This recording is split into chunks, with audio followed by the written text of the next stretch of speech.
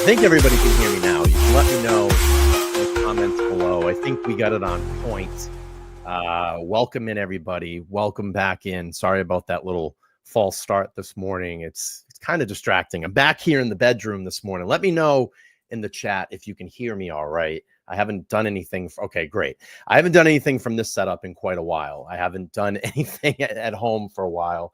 I'm kind of angry because it killed about a half an hour of my streaming time because I do have to work today, but I wanted to get in and do, just a little bit of what's been going on in Karen's kind of bubble, the Karen Reed bubble. It's so funny. I put a post out, just after the trial, and maybe that was a little naive of me to do that. And I put a post out and I said, look, Karen's case has basically completed in the court. We had a vindication. We had a victory. No, there's still not a victory for John O'Keefe. There's still a lot of work to do. Obviously, what's been going on in Turtle Boy's case, I think, is going to help get those answers. And then we have civil suits, which people will be deposed. And in a civil suit, you can get a lot more, information, a lot more electronic data, a lot more documentation. So I think we're going to find out a lot of answers. I know that Karen's team has the answers. They have all the answers to this. And I completely trust in what they are doing. And I think they're doing all of the right things to shed a light on the corruption here in Massachusetts. But going back to my point, when I started, I said that, I put this post out and I felt that it was naive of me to do that and say, hey, look, the case is winding down. We're going to move on to some things. But it's like every single day, this becomes the case that literally just keeps giving us information. Something new is breaking. And it's just, and I've talked to a bunch of people too. And I said, how have you been feeling? Have we been, kind of coming down from this? And everybody, all the people that have been on my channel, they're just like, no, like I haven't been able to come down because every day there's something new. But it's good. This is good that this is happening. This should be happening. And should have been happening all along. But we know now, like all the fallout, what has been from, Karen's case over the last 4 years. And this is exposing things here in Massachusetts. And it's like, things need to get done now. Something of this magnitude cannot happen again. It can never happen again. And there's so many things that have been botched. There's so many things that have been covered up. There's so many lies. There's so much manipulation. And all for what?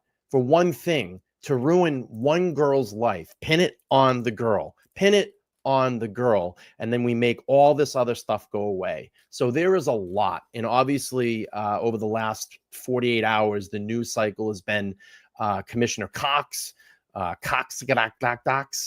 we have Kelly Dever, Veruca Saltz, whatever it is, back in the media. So we're going to talk a little bit about that today. I do want to go back over and play her testimony. I'm going to try to cram this all in before I go to work. I'm very excited. I see Adam Teeper in the chat. Tomorrow, Adam Teeper is going to be live in studio with me. We're going to talk a lot about this. And then I have a super show planned for Monday night where I'm going to have Nan and Todd back on the show. We're going to dive into a lot of different things that have been going on in this news cycle over the last couple of days. So I'm going to go up to the chat before we get into this. Yeah, JD says the commissioner just made it worse. Absolutely. And that's why I put the poll at the top. Let me know how you feel. Who do you think is lying? Do you think Cox is lying? Do you think Veruca Saltz is lying, or both? I put a poll out on X last night, and I asked who be lying. Devers, Veruca Saltz, Cox, both. 76% out of how many people responded? 392 votes. 76% say that they both are lying. Both are lying. That's how you all feel. That's how you all feel. So super cash, super layback stream. We'll get it rolling here. I want to go through a couple of things, and we'll play back Devers, Veruca Saltz testimony, and go through that today, and just do some comparison to what Commissioner Cox said versus what was testified. Look, she went to the FBI. She went to the FBI and spoke to them. And it's so ironic that after that meeting in the office, do the right thing meeting, the do the right thing meeting, she now has completely changed her way of being, the way that she testified. And it's like, I keep asking this question, and this is the question that I want to ask AJ, because I don't think that it's been asked of him or his team, the Reed team, is I want to know if they had any inklings that Officer Devers, Veruca Saltz was going to testify like this. I want to know, did his, suspicion, or did his intuition have a feeling that this was going to go down like this? And I know that he asked the question during testimony, do you want to be here today? And I don't know if that was just a standard question to ask in that situation because of a feeling that he was getting, obviously, or it was a little bit of to set her up to get more information out of her as her testimony rolled on. So I'm so curious about that. And I hope I get to ask him that someday, because I don't think that's been asked. And if it has, correct me in the chat. So it's interesting. And that has been the question that's always been on my mind. Mary says, I think he knew. And I just saw someone else that said, I think Turtle Boy asked him. But if I'm wrong, just correct me in the chat. There's so much stuff that happens, and I can't watch everything, or I can't I don't have time to watch everybody's shows. But that is the $1 million question that's been bugging me about all of this.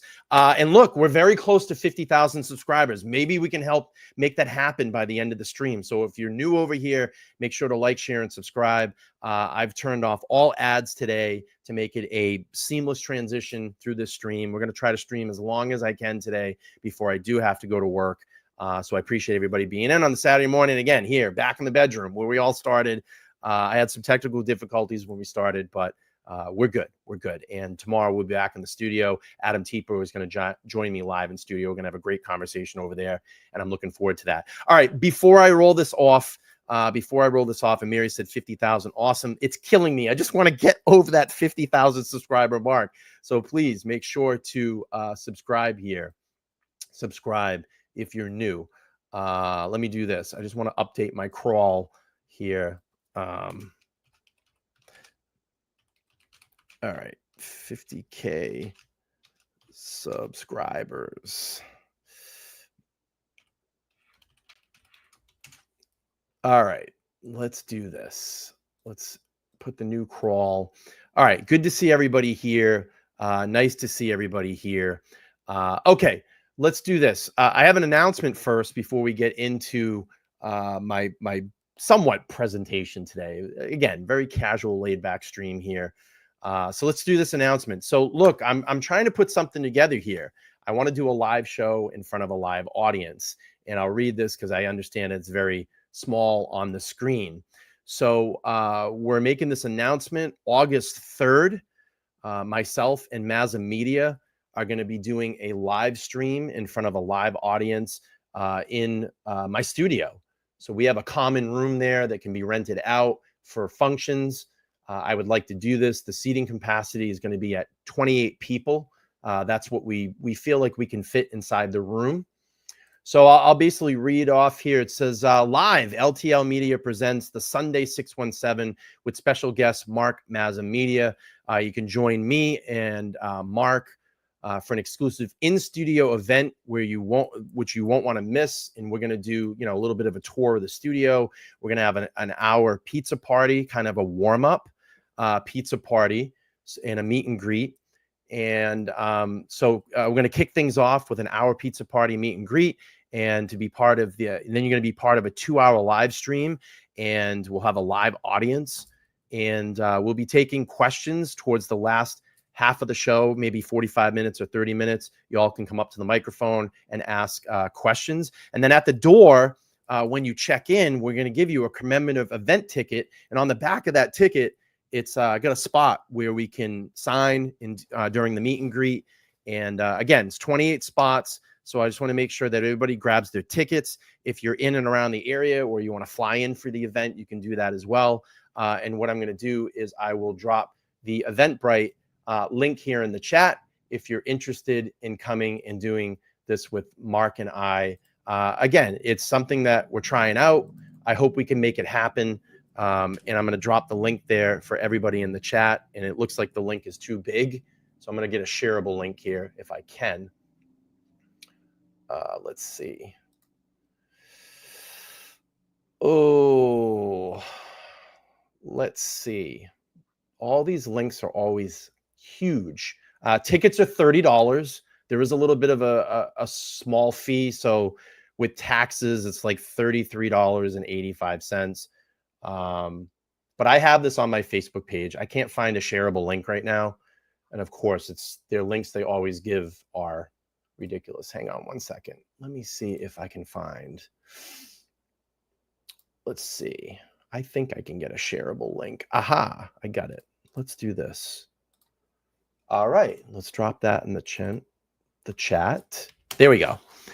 There's the shareable link. You all can click on that. Again, tickets are $30.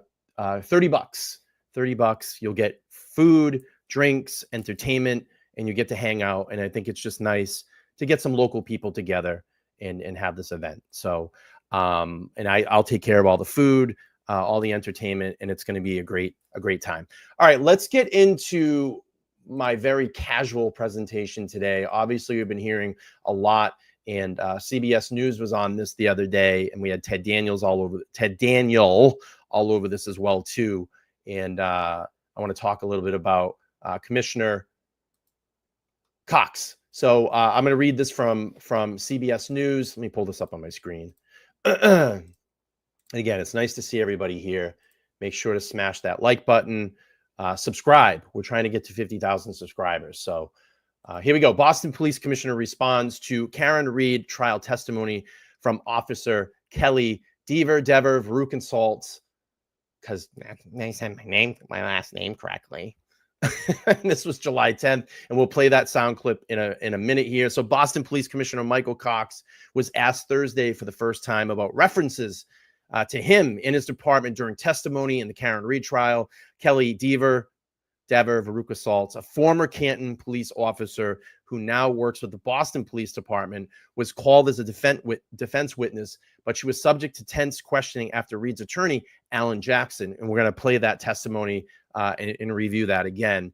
Dever is currently family medical leave from Boston Police Department, a spokesperson confirmed to WBZ TV. Let's see here. It says, following an event with Mayor Michelle Wu and Suffolk District Attorney Kevin Hayden on Thursday, Cox met with reporters and was asked about the name being brought up during the trial. And I'm going to play his sound clip here. Give me a second. Let's hear from Commissioner Cox. Let's hear what he had to say. Oh, that's the testimony. We're going to play that in a minute. I'm all discombobulated today. I haven't streamed from here in a while. All right, here we go. Here's Cox. Recall. Turn this up. Your name came up during the recent Karen Reed trial. You got a visit from Officer Kelly Dever. The defense implied that you influenced your testimony. Do you want to respond to that? I have nothing to do with Karen Reed. Matter of fact, I didn't even know this person was associated with the Karen Reed case. You know, I have an organization of over 3,000 people, and we support all our folks. And the reality is that, I get information passed on, whether people are high or low, and I encourage everyone, right? And if you're going to work here and you belong here, then we're going to encourage you. I have no idea what they're talking about with Karen Reed. It had nothing to do with Karen Reed. No discussion about Did you tell Officer Dever to do the right thing? You know what it is? Them feds be breathing down the neck. I ain't got nothing to do with it. I don't have anything to do with it. I never saw anything. You know what this reminds me of? It reminds me of when you are a kid, right? And you know where the cookies are in the cookie jar. You know where the cookies are in the cookie jar, right? And mom says you can only have one cookie, but mom leaves the room, and you find that cookie jar and you eat all the cookies, and then you have the cookie all over your face. And then mom comes in the kitchen, she looks at you and she says, "Did you eat any of the cookies?" And you go, "No, I didn't eat any cookies." And you have the cookie all over your face and all over your hands. all over your face and all over your hands. This is what this reminds me of. Let's back it up a little bit here. I don't even know about the Karen Reed trial. Give me a break. Encourage you. I have no idea what they're talking about with Karen Reed. It had nothing to do with Karen Reed. No discussion about Did you tell Officer Dever to do the right thing? I didn't know she was even associated with that case. So, I don't know. I was struck. Like, what do I have to do with the Karen Reed race? I've never said those words together. And so the fact is, it's much to do about nothing. We have employees here that we have to develop and encourage. Wait a minute. Why does mouth get dry there? For a second? His mouth got dry. He says, I don't even know that one of my officers were involved in the Karen Reed trial or the Karen Reed case. You've got to be kidding me. You didn't know? You just said you have 3,000 people in your department and you support all of those people that are in your department. So you're saying that you had no idea this was going on? I call bullshit. Bullshit. Bullshit. Bullshit. There's so much bullshit coming that there's not enough cows in Vermont that can make the amount of shit that's spilling out of his mouth right now. Let's back up again and hear this. I've never said those words together. And so the fact is, it's much to do about nothing. We have employees here that we have to develop and encourage and do things, and I do that for tons of our employees. Do you feel that you were inappropriately drawn into this as some sort of boogeyman? That case is over, and we've got a lot of other stuff to talk about. I have nothing to do with Karen Reed. I was in the state of Michigan. Yeah, right. Sure you were. Bullshit. Everybody's saying bullshit. Bullshit, bullshit, bullshit. Absolutely bullshit. Lyin. You lying. You lying. So Ted Daniel reporting yesterday that Reed defense team demands Boston officer to be placed on the Brady list. And I can't wait to get into this with Todd McGee on Monday night. He'll be joining the show with attorney Nan Gallagher. And we're going to go over this in detail. Let's play this little clip here. Here we go. Boston 25 News investigates. Now to a 25 investigates exclusive in the Karen Reed case. It involves Kelly Dever. She's the Boston police officer who sparred with the defense in Reed's retrial. Investigative reporter Ted Daniel has obtained a scathing letter one of Reed's lawyers sent about Dever. The letter was written by attorney Alan Jackson. It's addressed to Boston Police Commissioner Michael Cox. Jackson demands that Kelly Dever be added to Boston's Brady list. The Brady list tracks law enforcement officers who have credibility issues or a history of misconduct. Did you observe something in the Sallyport garage on January 29th, 2022 that you found unusual? I know I did not. No. So the answer is no. Correct. That testimony in June has prompted Alan Jackson to demand that Officer Kelly Dever be permanently labeled as untruthful. In a letter to Boston Police Commissioner Michael Cox obtained by 25 Investigates, Jackson writes, either Officer Dever lied about having a false memory, or she actually suffers from a condition that subjects her to false memories. Dever was previously a Canton police officer and working the day John O'Keefe was killed. She testified that she was mistaken when she told FBI agents that she saw ATF agent Brian Higgins and then Canton Police Chief Ken Berkowitz near Karen Reed's Lexus for a, quote, wildly long time. It was a distorted memory. Therefore, I can't state it because at this point it would be a lie. She articulated her observations in considerable detail, including specifics about the monitor she was viewing at the dispatch desk, Jackson writes, adding her credibility and reliability as a law enforcement officer are irreparably compromised. No, it was just me and the commissioner. Jackson's letter does not address a conversation Dever testified she had with Boston Police Commissioner Cox about her involvement in the Karen Reed case. Dever said Cox told her to simply tell the truth. When asked about that conversation Thursday, Commissioner Cox responded, I have no idea what they're talking about with Karen Reed. It had nothing to do with Karen Reed. Boston police did not immediately respond to our request for comment. Our attempts to reach Officer Dever were also unsuccessful. For 25 Investigates, I'm Ted Daniel. And Ted sat down today with Peter Stragos from Lawyer You Know to talk about the latest developments in the I can't with this trial this week. It just you can see their podcast right now on the Boston 25 YouTube page and on Boston 25. Good work, Ted Daniel, for digging in. I can't with this. I literally can't. Everybody's just turning away now. I didn't have anything to do with it. I don't know what's going on. Oh, I was in Michigan. I wasn't even talking to her. No, I didn't call her to my office. Okay, and then why is she magically on medical leave now? It's so ironic that all these things that people are just trying to distance themselves as far. I guarantee she's probably going to end up resigning. She's going to resign and go somewhere else or go into a different line of work. I mean, people are running away from this case because they know how deep and corrupt all of this was. Oh my God. I can't. Oh my gosh, I can't.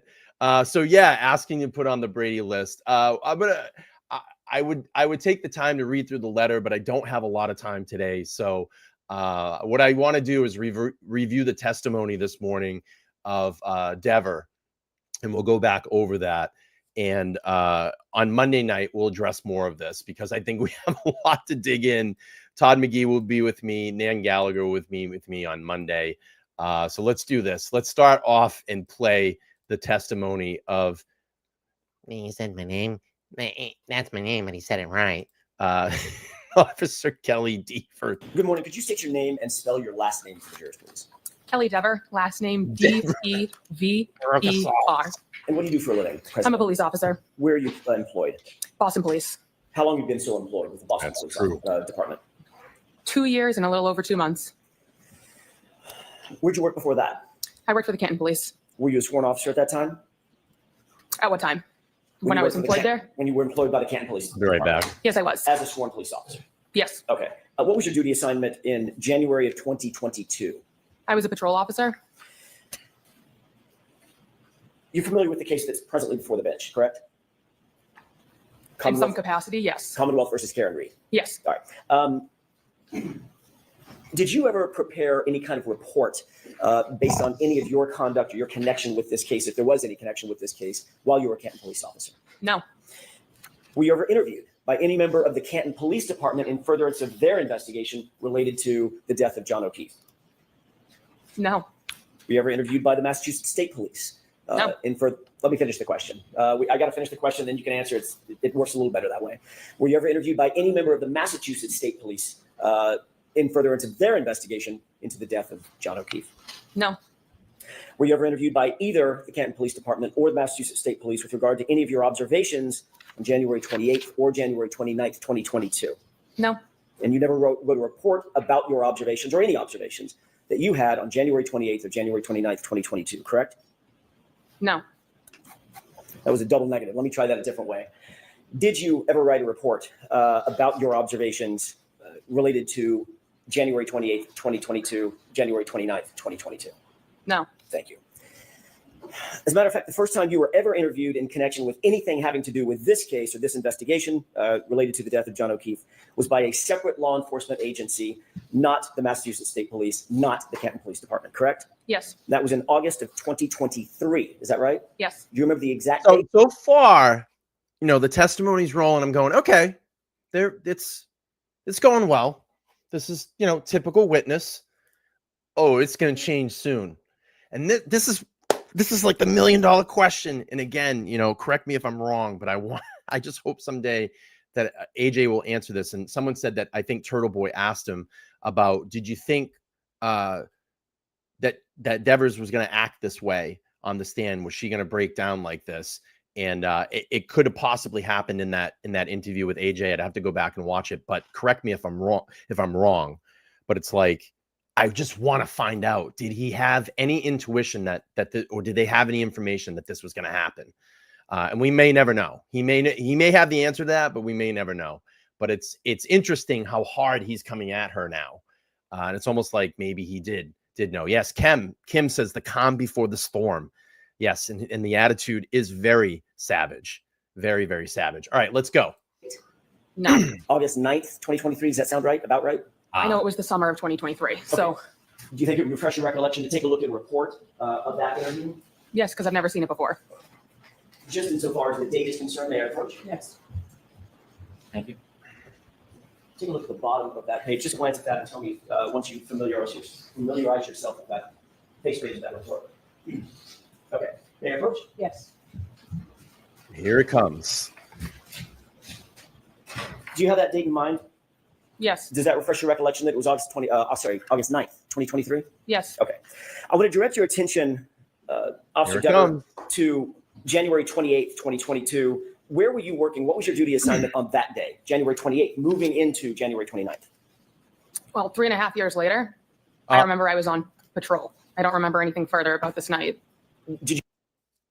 Now it's changing. See the change? Here it comes. Here it comes. Now it's going to change. You work overnight, like a late shift going into the morning of January 29th. That was my assigned shift, so yes. Okay. Who else was working with you on that particular day, if you recall? Sergeant Good, Officer Mullaney, Officer Seraph, and Officer Pasquarelli. And what generally was your assignment when you went into work that night on January 28th? Patrol. At some point, either that evening in the early morning hours of January 29th, did you note that a call came in related to a person found in the snow, unresponsive in the snow? Yes. Oh, Tell me about that, the nature of the call, and where were you? here we go. I was in my cruiser. A call came in that said person in a snowbank, something along those lines. Immediately followed by that transmission, my sergeant requested that I come to take over dispatch. Is that Sergeant Good? Yes. Okay. Did you, in fact, respond back to Canton PD to take over dispatch? Yes, so I was already in the parking lot of the Canton Police while this took place, so I was already at the station. Did you note whether or not Sergeant Good and or any of the others responded to the location while you stayed back to handle dispatch at the police department? Yes, that's why I went inside so he could respond. Were you aware that Sergeant Good, did you have any knowledge at that time that Sergeant Good was familiar with or knew who Brian Albert was? Objection. Sustained. Did you know who Brian Albert was at No. that time? No. Do you now? At least Because of familiar this with the name? case, yes. I spoke over you. I'm so sorry. Based on this case, you familiar with the name? The name, yes. Did you know Kevin Albert? No. Oh, the detective Kevin Albert. Yes, I did. Correct. How did you know Kevin Albert? He was a detective for the Canton Police. Were you aware of his relationship to Brian Albert at that time? No. Are you now aware of his relationship with Brian Albert? Yes, from the media. And what is that relationship as you know it? Here we go. Did you know Brian Higgins at that time? Yes, in passing. I'm not asking if you're social friends. Asking if you knew who he was. Yes. How'd you know who Brian Higgins was? So I think AJ's now picked up on the tone. That to me was the I didn't ask you if you were social friends. Let's go back and listen to that. I think now he's kind of going, all right, I know where this is going to go. Yes. And again, I'm only speculating. I'm not a lawyer, but I think this was the turning point for AJ. Did you know Kevin Albert? No. Oh, the detective Kevin Albert. Yes, I did. Correct. How did you know Kevin Albert? He was a detective for the Canton Police. Were you aware of his relationship to Brian Albert at that time? No. Are you now aware of his relationship with Brian Albert? Yes, from the media. And what is that relationship as you know it? Sustained. Did you know Brian Higgins at that time? Yes, in passing. I'm not asking if you're social friends. Asking if you knew who he was. Yes. How'd you know who Brian Higgins was? He had an office in the Canton Police. Was he a sworn police officer? Not for us. Was he a sworn federal agent? Yes. Worked for ATF? Yes. Okay. How long had you known and been familiar with Brian Higgins? Say, for instance, by sight, to be able to recognize who he was. Sometime during 2020 is when I was probably first familiarized with him, because that's when I was employed with the Canton Police Department first. Okay. Passing in the hallways, hi, bye, things like that. Yes. Sustained is to form, Mr. Jackson. Understood. Did you know him by sight? Yes. Could you recognize him if you saw him? 2.5 years later, no, but at the time, yes. Oh, I'm not asking you about right now. I'm asking you back in January 2022. Could you recognize him by sight? Yes. This is it. Did you know who Kenneth Berkowitz was? Yes. Who's Kenneth Berkowitz? He was the chief of the Canton Police. Obviously very familiar with him. He's your boss, correct? Yes. When Sergeant Good instructed you to take over dispatch, explain what that meant. It meant I walked inside and I sat down in a dispatch room. Describe the dispatch room. What did that array look like? There was chairs and computers. Monitors? Yes. Does the dispatch area also have monitors of internal security camera footage? Facts. I know there was camera screens, but I don't know if they were on TVs or computers or where in dispatch they were. I don't recollect where they were or how they would be accessed. They were in the room somewhere. I can't be more specific. I don't remember. But you do recall seeing that there were monitors that were showing different views of internal security camera footage of Canton PD, correct? The specifics, no. Were there? Yes. I don't know what you mean by specifics. I'm asking you, were there monitors that you could look at that showed security camera footage from inside Canton PD, different areas, hallway? See, that's conscious of guilt. I think that's what they call it, like conscious of guilt. When you start saying, well, he didn't ask a question. He didn't ask a question to the specifics on the monitors. He just asked, were there monitors there in the room? Did you see monitors? And she went, well, not to the specifics that were on the monitors.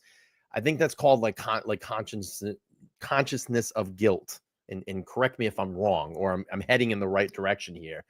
But that's what I feel is going on. And you're going to hear a lot of that, just like going back to when he said, do you know Brian Higgins? And he goes, I'm not asking you if you're like a casual friend and just want to know, does he have an office in the department? And it's like all those things are coming forward now. Well, I don't know. I mean, obviously she saw what was on the monitors, but I don't know what was on the monitors. Here we go. Corridors, offices, the Sally port, for instance. So 2.5 years since You keep saying 2.5 years later. So See? let her Here we finish go. her answer and then ask a question. Sure. It's been years since I've been in that room. They were somewhere in the room. Where cameras were in the Canton Police Department, I don't recall. The media's provided me information since this case took place, and I can't speak on what's my recollection and what's been media provided. There are cameras. I don't know where on my memory where they are. So has the media? I call bullshit on that, because if I left a job, I left a job that I was with for 16 years. And granted, I don't think she was there that long with Canton PD. Okay. But I call bullshit on that, because even if I spent a year at a job that you go to every single day and you work 8+ hours a day, I would know where specific things are in the office, or I would know where specific things are in that facility. I would not forget. 2 years is not a long time. It's been years, made it seem like it was like 20 years that you had to walk through that door. That doesn't make any sense.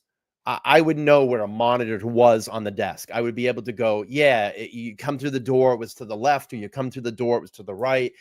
Sure, there was a camera up in the garage or the Sally port that was, up in the northwest direction.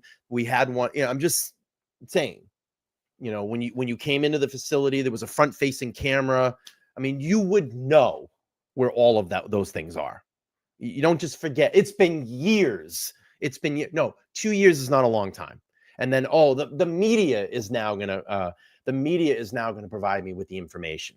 Doesn't make any sense. All right, here we go. Inform you that there were internal security monitors at the dispatch location. So the objection is sustained. Next question. What do you recall from the dispatch room, as you put it? What do you recall being there in terms of monitors?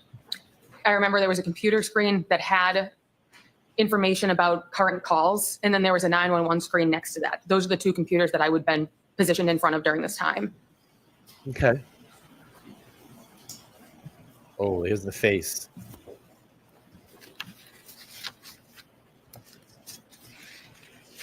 Now he's As a like, all dispatch right. officer. By the way, you were a sworn officer at Yes. that time, correct?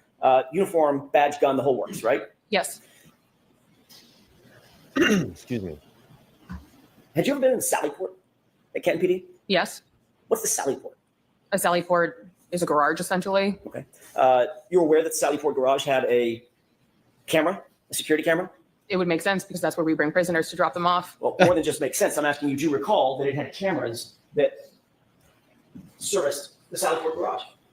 Security cameras.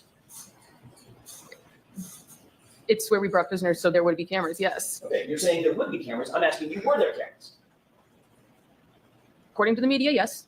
I've seen the footage, so yes, there were cameras. All right. So hold on. So I'm going to strike that officer. According to the media, no.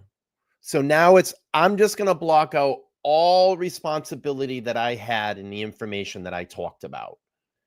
Now it's going to be, according to the media, there were cameras in the Sally port. According to the media, You have to answer the question based on your Yeah. own independent knowledge. Okay? And if you don't have them, but you can't reference what you know from the media. All right. There were cameras in the Sally port. Thank you. Girl sucks. Sorry, she sucks. Ms. Dever, do you want to Yeah. be here today? Ask him. I have no relation to this case, I so didn't ask you that. I asked you if you want to be here today. Objection. This isn't direct. So it's your witness. I understand. She can, no comments, just questions. Not, I understand that. Do you want to be here today now? I'm put on the stand in a murder trial. I don't know why I'm here. I have no connection to this case. You have no idea why you're here?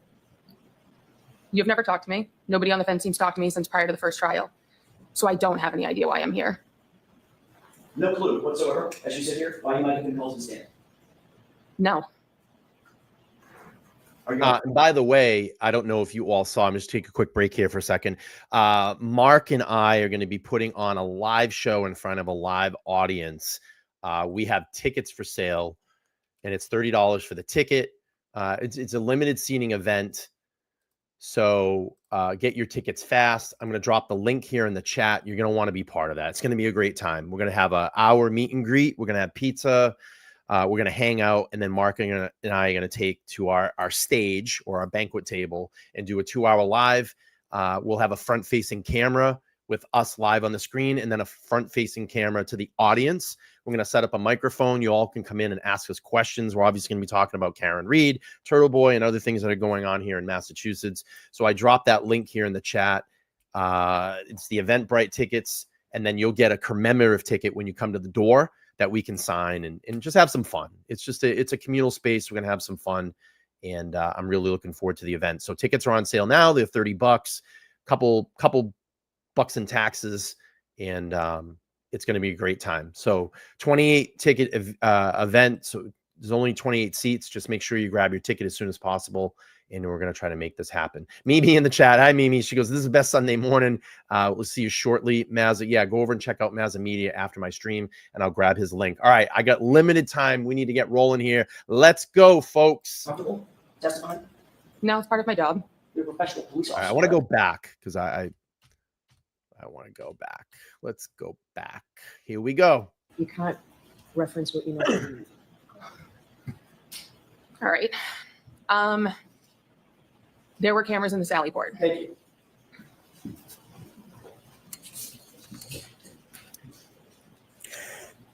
Ms. Dever, do you want to be here today? I have no relation to this case, I so didn't ask you that. I asked you if you want to be here today. Objection. This isn't direct. So it's your witness. I understand. She can, no comments, just questions. Not, I understand that. Do you want to be here today now? I'm put on the stand in a murder trial. I don't know why I'm here. I have no connection to this case. You have no idea why you're here? You've never talked to me. Nobody on the fence seems to talk to me since prior to the first trial. So what? So I don't have any idea why I'm here. No clue whatsoever, as you sit here, why you might have been called to stand. No. Are you uncomfortable testifying? No, it's part of my job. You're a professional police officer, correct? Correct. That means you're a professional witness to a certain degree, correct? In the crimes that I've gone on the stand before, yes, I have been. And you understand the oath. Yes, I do. What is that oath? The oath is to tell the truth.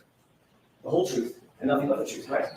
Objection. Sustained. I'll refer to it. Is there more to that oath when you raise your right hand as a witness? I'm objecting. So I'm going to see it side by for just. Sure. Oh boy.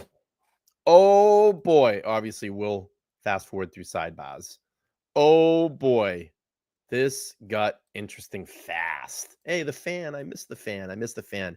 Again, if you want to join Mark and myself for a live in-person event, there's the Eventbrite tickets for $30. Come hang out with us on Sunday, August Thank you, Your Honor. May I 3rd, inquire? 5 Thank you. to 8 p.m. Here we go. One of the cameras, one of the monitors that you had access to back on January 29th did show the footage from, or did it show the footage from that, one of the other Sallyport garage cameras? Can you rephrase the question? Sure, it was a little bit clunky on my part. Did one of the monitors that you looked at, that you had access to at the dispatch area, did it show the video footage or the video feed from the Sallyport garage?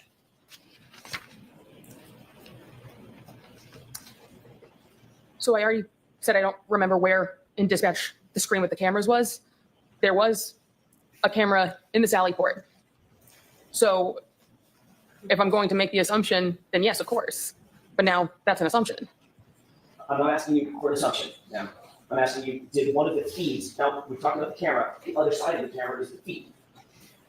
Do you recall whether or not there was footage that you could see on a monitor in the dispatch area that showed Sally? Ugh. I'm going to go with yes. Okay. I'm going to go with yes. That clarification. How long? So look, I don't know what that means. So what do you mean you're going to go with yes? Is your answer yes? Neither do we, Bev. Neither do we know with I'm going to go with yes. Yikes.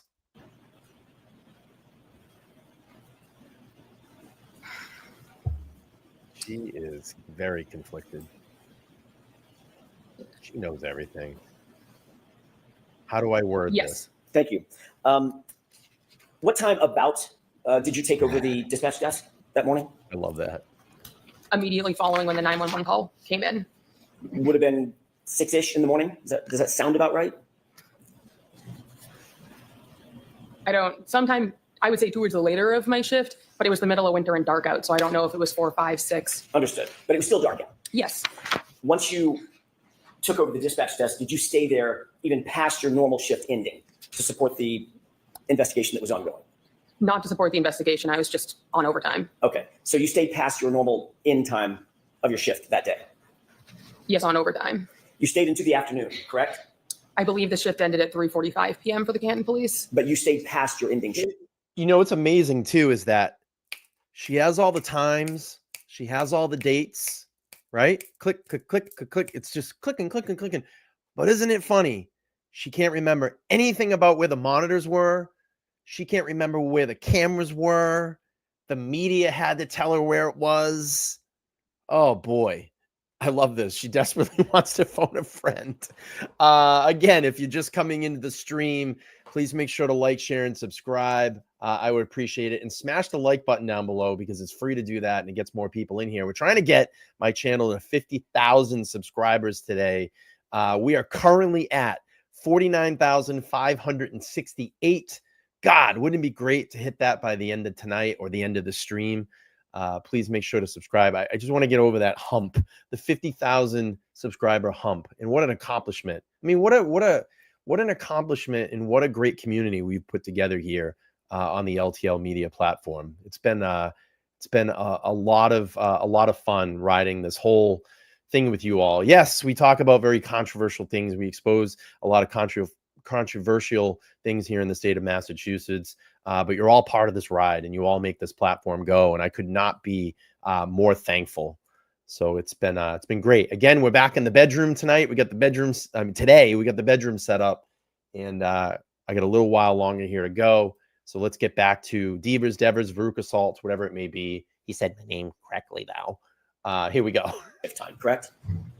I'm sorry. I'll rephrase it. Did you stay past your ending shift time? For my regular shift, yes, because I was on overtime on the day shift. Did you observe anything unusual that stood out in your mind that occurred, pardon me, in Sallyport while you were on that shift?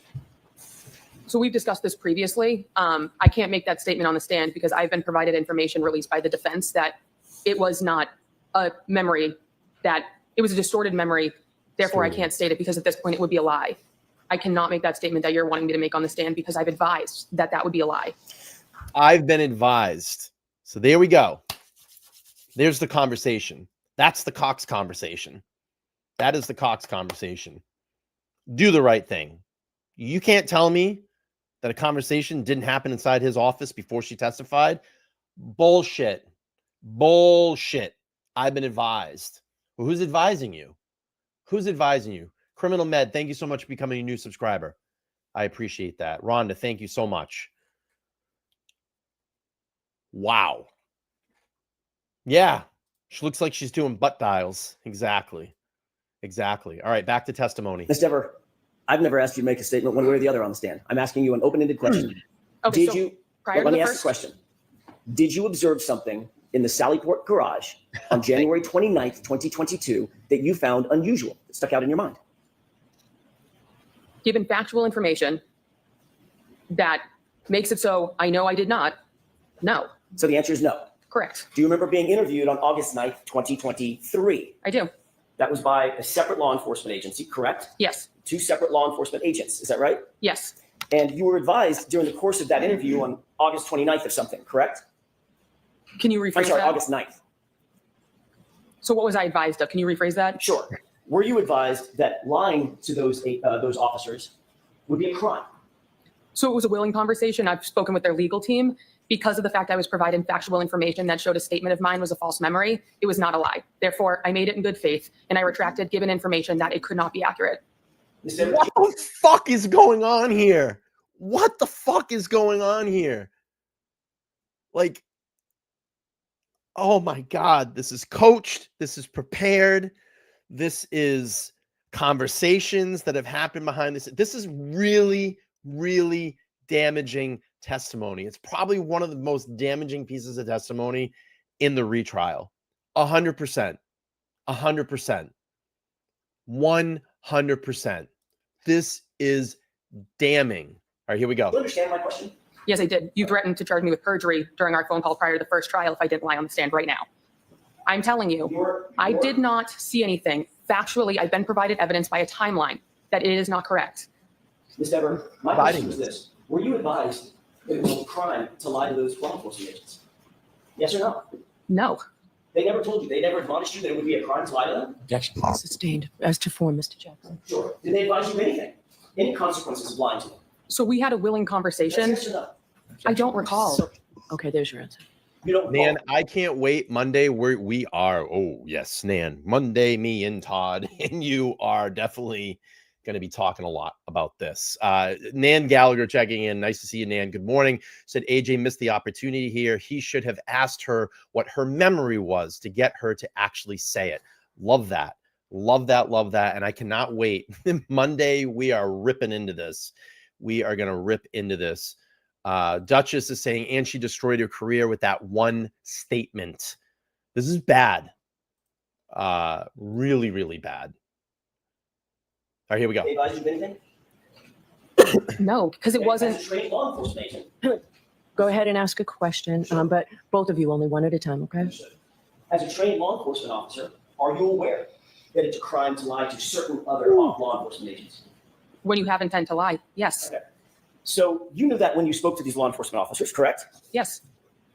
Did you tell these law enforcement officers that you, in fact, saw Brian Higgins and Chief Berkowitz go into the Sallyport with the SUV? May I finish my question? You can finish this question. It's okay. Go ahead. Did you tell those law enforcement agents on August 9th, 2023, that you saw Brian Higgins and Chief Berkowitz go into the Sallyport together and alone with the SUV for a wildly long time? That was my recollection at the time. So you did say that? At the time, that is what I recollected. Okay.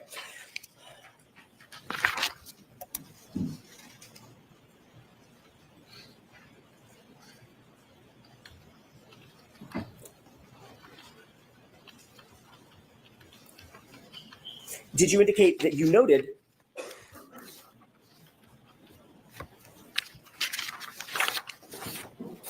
let me have just a moment, Your Honor. Sure.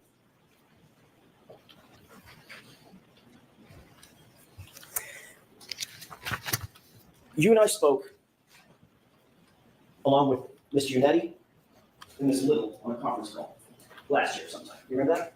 Yes.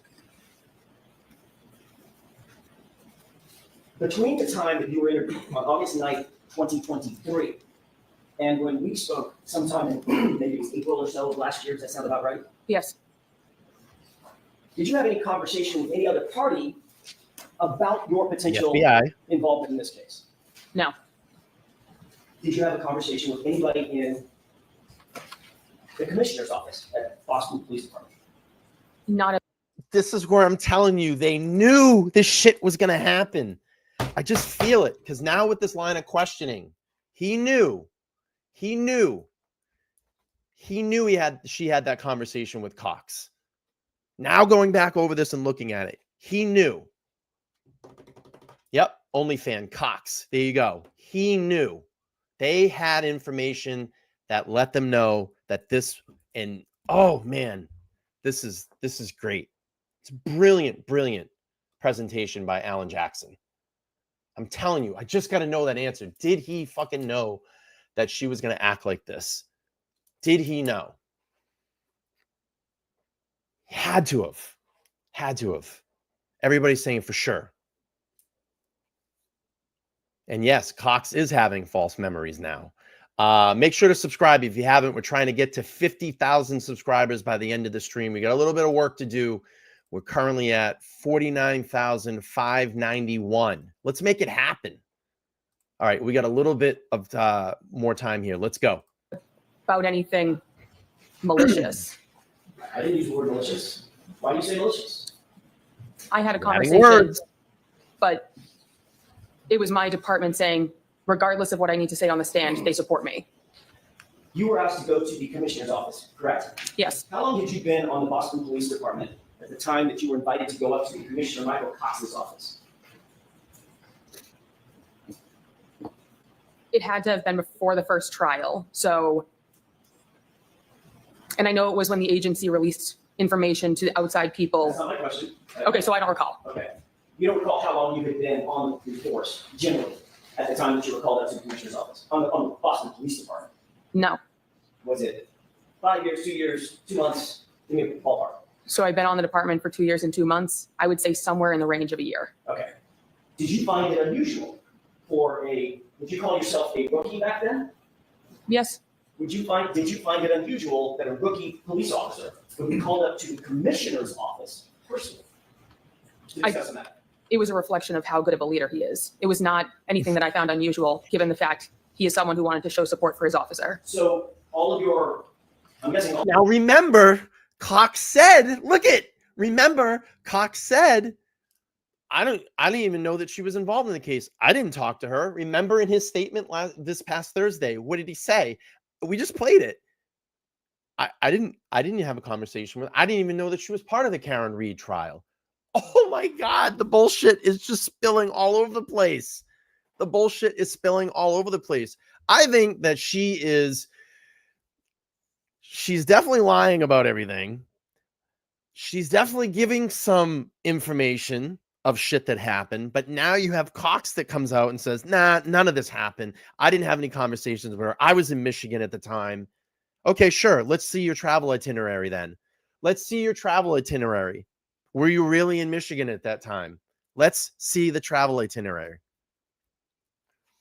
All right, back to testimony. So great having you guys here on this Saturday morning. Please make sure to like, share, and subscribe. We have about 1,700 on YouTube, about 500 people on X. If you're not subscribed to me on X, come over here on YouTube where home base is. Just check me out, LTL Media. We're trying to get to 50,000 subscribers, hopefully by the end of the stream.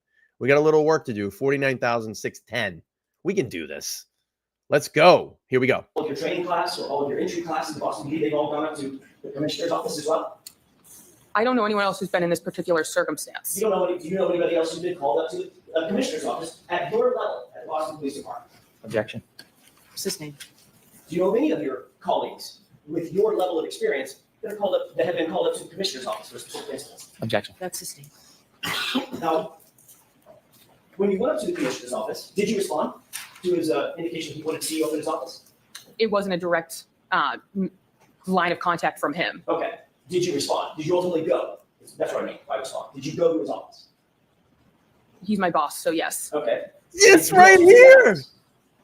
This right here is literally just smashing what Cox said the other day. And I'll play it again when we get ready to end the stream.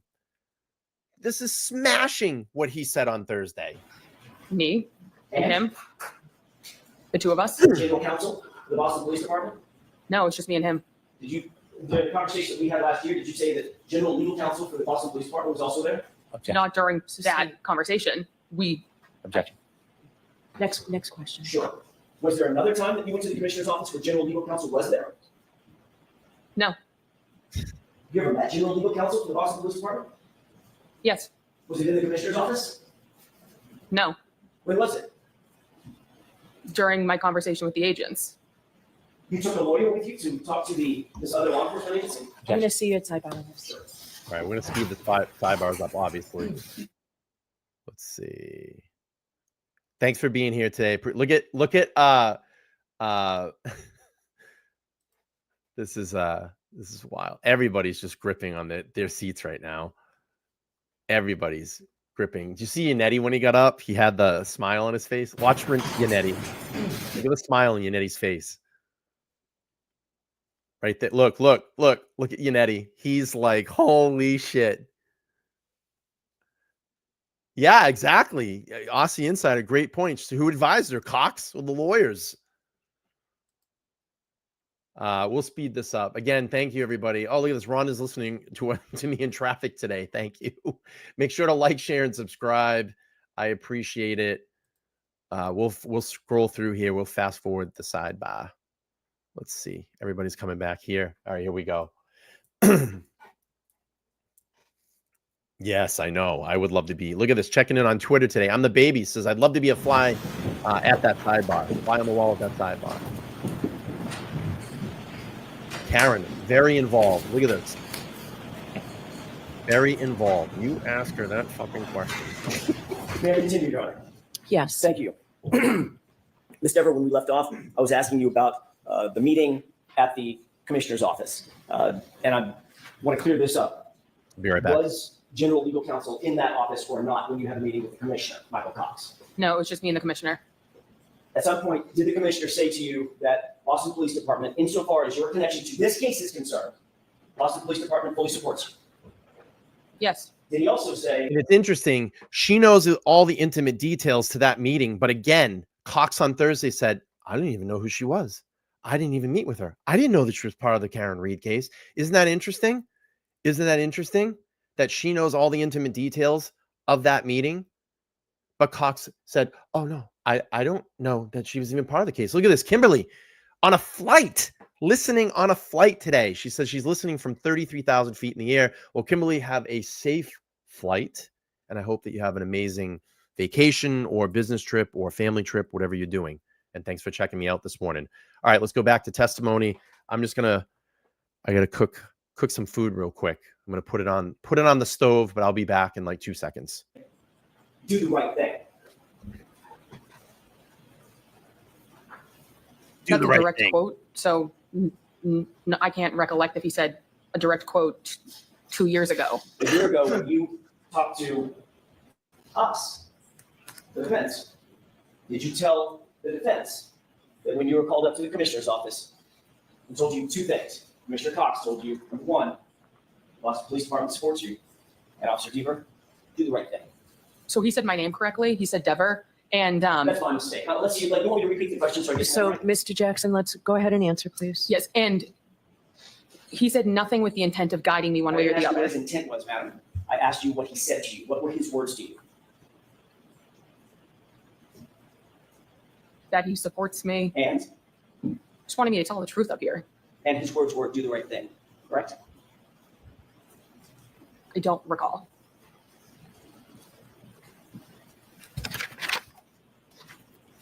How many other times have you testified in a court of law during the course of your job?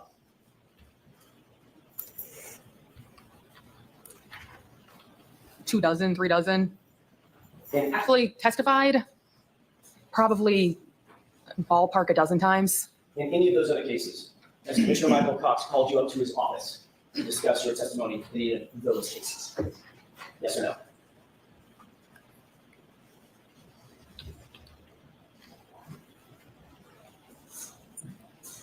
That's not a yes or a no answer. Well, yes, it actually is, Ms. Dever. So no comments, okay? Just You understand the question? The question, Sorry, I'm food prepping for work. I want to go back to do the right thing. Let's hear that again. And again, I thank everybody for being here on the Saturday morning.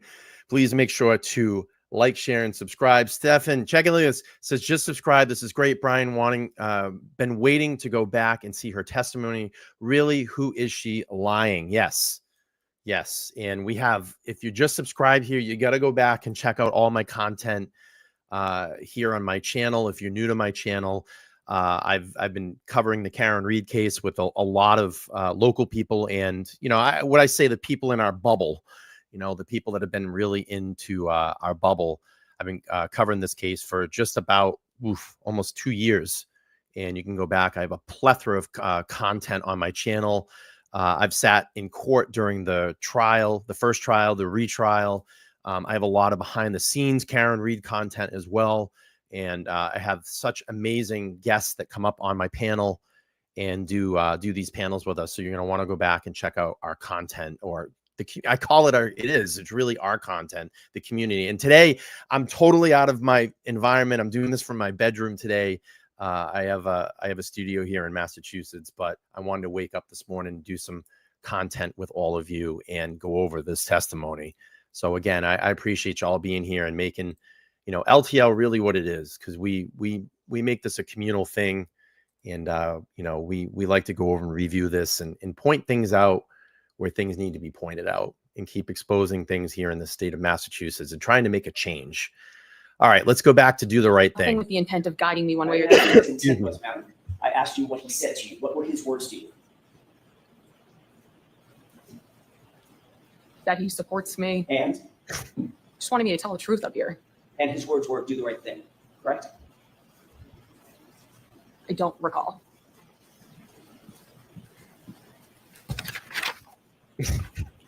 How many other times have you testified in a court of law during the course of your job?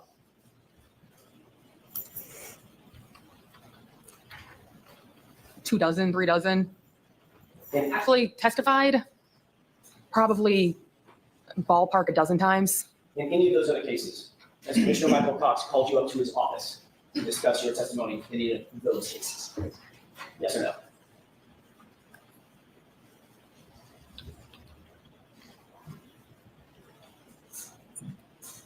That's not a yes or a no answer. Well, yes, it actually is, Ms. Dever. So no comments, okay? Just You understand the question? The question, yes. The implication, The question is, in any of those, I'm asking you an open-ended question. In any of those cases, Officer Dever, not including this one, has Commissioner Michael Cox ordered you up to his office to discuss your testimony? no. Thank you. Look at this on the Cape. Listening to me while they're fishing today. Yes. all right, Mr. Brennan. All right, here we go. This is Brennan trying to clean it up now. This is going to be Brennan trying to clean it up. I'm just going to go check on my chicken. Check on my chicken. I'm meal prepping for work. I got to go check on my chicken. Again, very casual, laid back stream here on Saturday. We're hanging out, having some fun, and going back and reviewing Veruca Saltz's testimony. And make sure to check out Mazza Media right after me. I would appreciate it. And subscribe. We're trying to get to 50,000. We're currently at 49,630. God, wouldn't that be great to hit that by the end of today? All right, here we go. I'll be right back. Good morning. Good morning, sir. My name's Hank Brennan. We have never met before. Correct. Have you ever spoken to me before? No.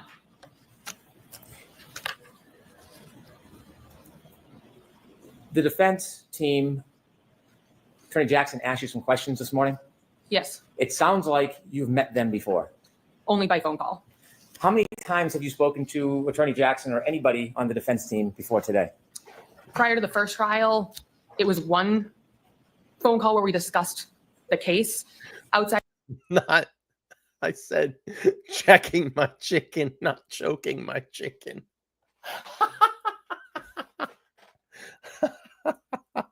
All right, let's hear. Good morning. What's your name?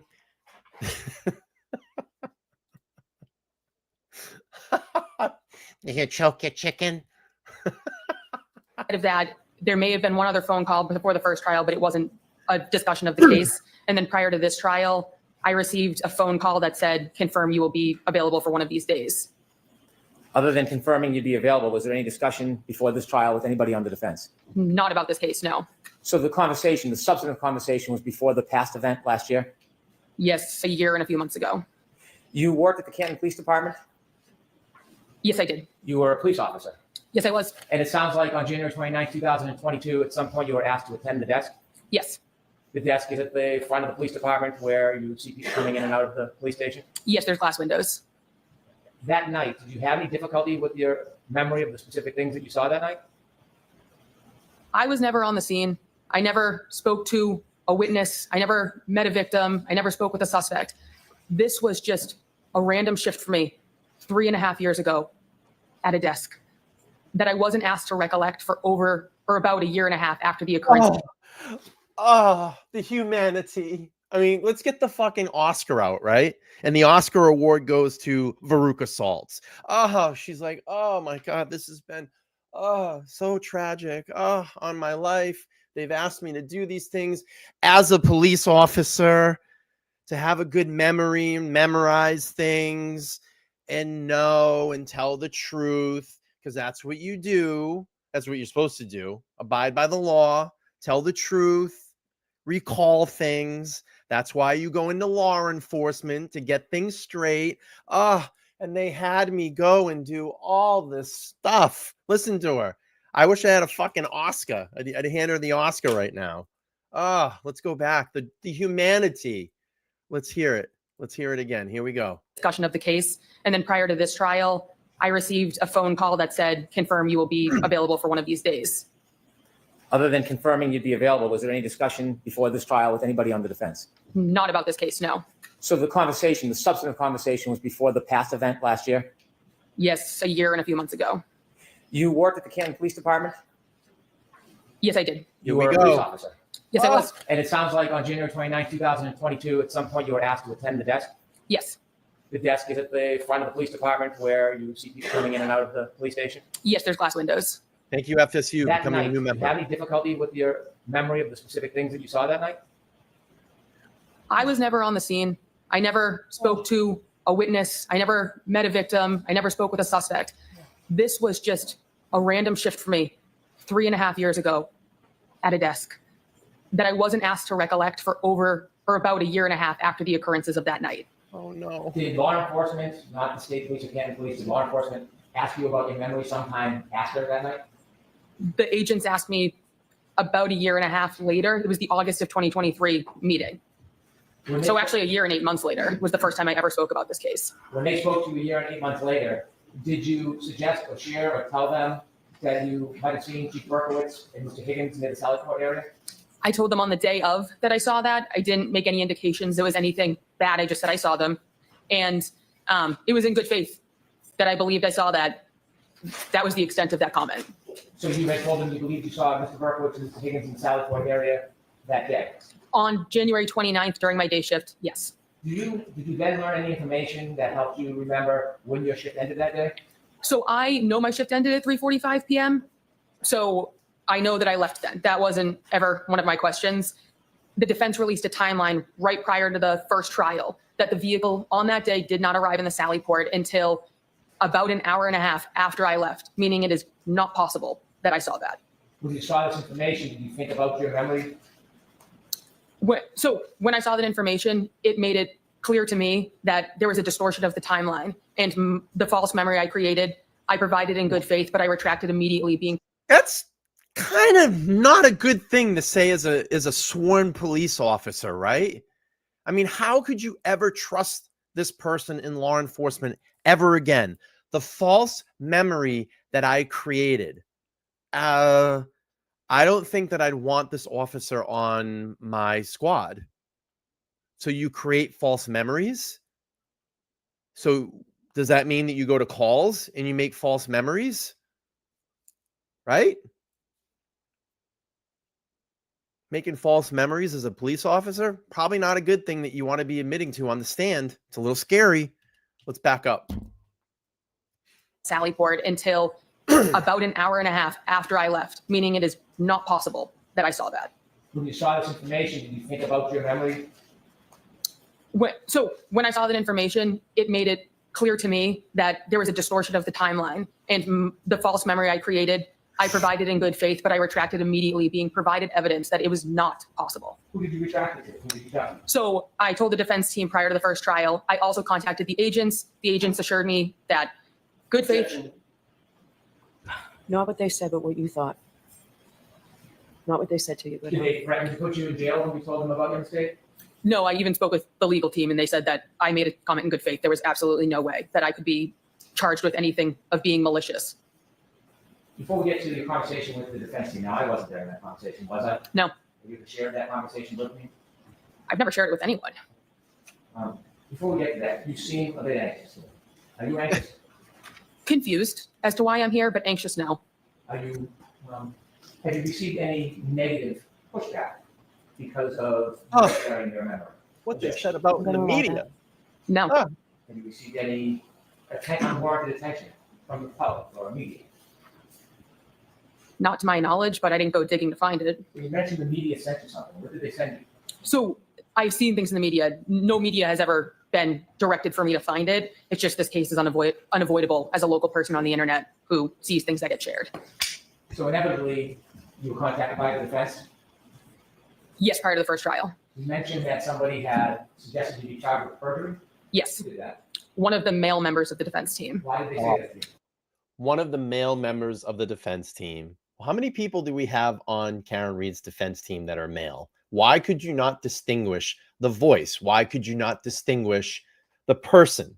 I mean, it's pretty easy to kind of, if knowing this case, and she just admitted that it's hard to not watch this on the internet. It's hard to not watch this and see it in the media.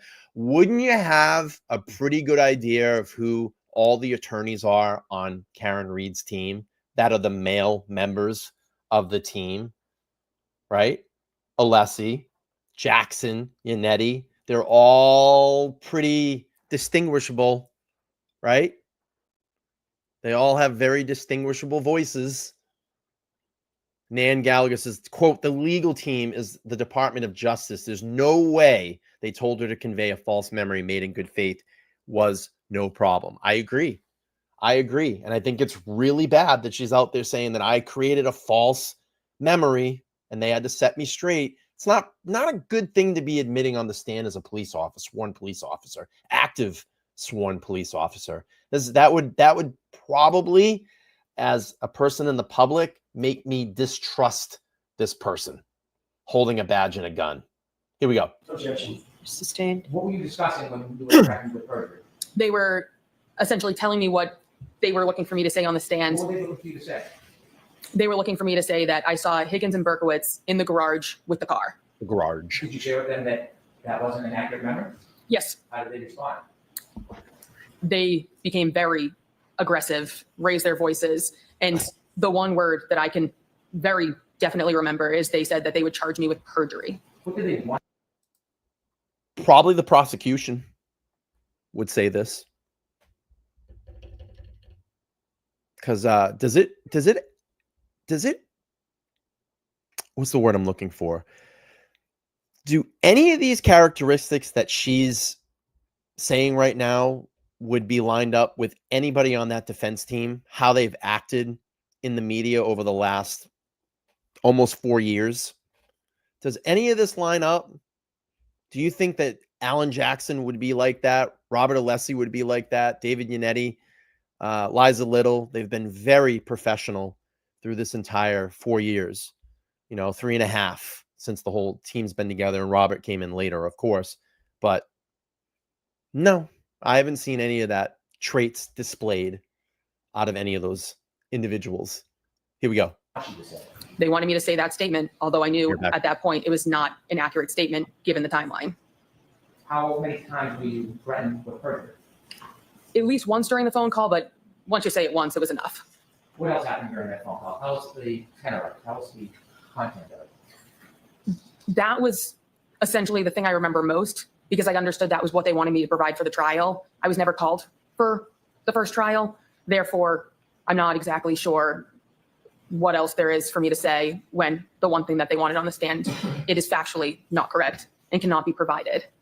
When they threatened you to charge with perjury, tell us what your state of mind was. You demeanor. disappointment that legal counsel would go that route with someone who is, from a factual timeline, saying something is incorrect. There was no retracting based on emotion. It was very clear, given the timeline, it could not be correct. Okay. Now, you work for the Boston Police Department? Yes. By the way, when you were with Canton, did you ever talk to anybody about creating or planting evidence or doing anything like that? No, and this conspiracy theory came out a year and a half later. I was gone. Did anybody from Canton ever try to suggest to you you should or shouldn't say something to help her side of the case? No, because I was never spoken to until far after I left. Did you ever see anybody in this case or any time you were with Canton doing something improper and tampering with evidence? Not in this case or any case. If you had, would you have reported it? Yes. Sustain. Move to strike. I'll strike that, ladies and gentlemen. So you transferred to the Boston Police Department. Has anybody from the Boston Police Department ever suggested that you should demean your testimony one way or another? No. Has anybody from the Boston Police Department given you any rewards or favors for defying the defense Yes. position? No. She got out of that department. There was going to be a lateral move because they knew all the shit was going to hit the fan in Canton, and they wanted to get her out of there as quick as possible and try to hide her away. That's where I see all this going. Get her out of Canton. She was there. She knew what was going on. She saw those monitors. She saw what was going on those monitors. She knew where the cameras were. And I'm telling you, someone from the top said, hey, transfer over. We'll get you out of the Canton department, and we're going to bury you. We will hide you away, and hopefully we can make this all go away. That's my speculation in all of this. Yeah. They should have picked Alaska. Yep. And quite the pay raise, too. Exactly, Sheila. We're going to put you away. We're going to hide you. We're going to hide you. We'll give you more money. Keep your mouth shut. And then if we need you to testify, you're going to say the things that we want you to say. And you're just going to say this was all a false memory that you created. 100% on thin ice. I totally agree with you. Yep, that's exactly what happened here. Get her the fuck out of Canton. We'll just slide her over to Boston. She'll become a Boston PD. Kind of hope that she goes on with her life. We'll bury her away. Maybe, the defense team doesn't really bring her in and ask her any questions. But if you do, we're going to have that conversation. Do the right thing. You know what to do, because everything that we did for you to get you out of Canton, we brought you to Boston Police. We gave you that pay raise. We tried to hide you away. Now we need something from you. Go in and say it was a false memory. That's the way this is going to work. It's a conspiracy theory. That's what's happening here. All right, here we go. Anybody ever suggested that you should say anything whatsoever that would be unhelpful to the defense? No. Has the North Carolina District Attorney's Office ever encouraged you to testify in any way other than the truth? No. When you spoke to the chief of the Boston Police Department, did he in any way ever tell you to shape your testimony? Not at all. When you met with the Boston Police Department commissioner, did he ever ask you the substance of what your testimony would or wouldn't be under oath? He made it very clear he did not want to discuss the case at all. When you spoke to the people at the Boston Police Department, have they ever weighed in any way on what they think you should or shouldn't say? No. As you're testifying here today, are you under any tension, undue influence, stress, threat? There is discomfort with the way that there's attempting to guide what my testimony is, but I don't feel any need to fall into it because I'm here to speak the truth on the stand. That's my livelihood. So who's guiding you? And this goes back to my assumption a couple of minutes ago. We'll slide you over, give you a pay raise. If you ever have to go in and testify, we're going to sit down with you and say, what? Do the right thing. Look at all the things that we just did for you. Now we need you to do something for us. It's all starting to add up. And I'm glad that we went back over this testimony again, because it's making things a lot clearer now. A lot clearer. And we're going to follow up on this tomorrow.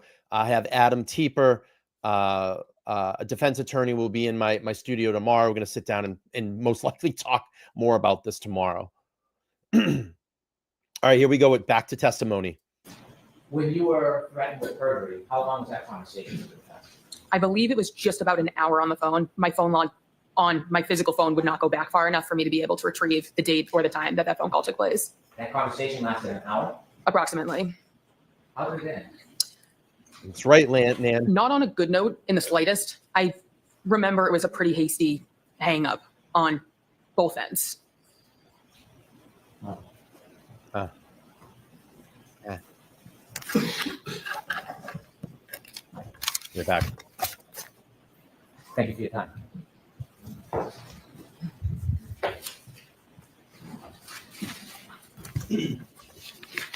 May we approach briefly? Yes.